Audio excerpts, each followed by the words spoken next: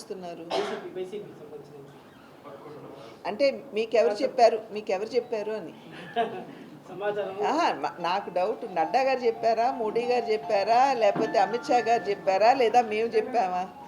లేదు కదా. సో అది ఇఫ్ ఇట్ ఈస్ జరిగేటట్టయితే ఖచ్చితంగా మీకు చెప్పే చేస్తాం.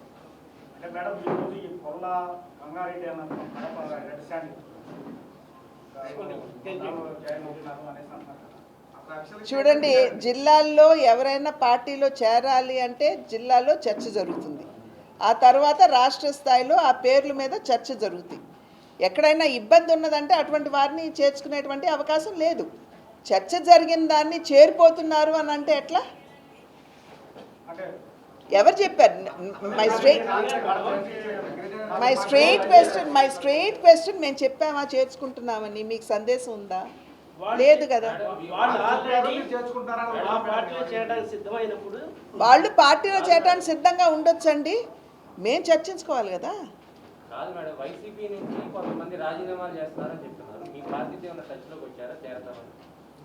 ఇప్పుడు నేను ఇందాక చెప్పినట్లుగా రావాలి అని సిద్ధంగా ఉన్నటువంటి వారి పేర్లు జిల్లాలో ముందు చర్చ జరుగుతుంది.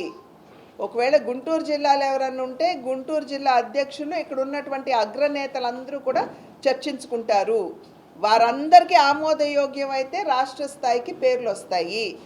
రాష్ట్ర స్థాయిలో కూడా ఏదైతే ముఖ్య నాయకులు ఉంటారో వారి ముందు ఈ పేర్లన్నీ కూడా పెట్టడం జరుగుతుంది.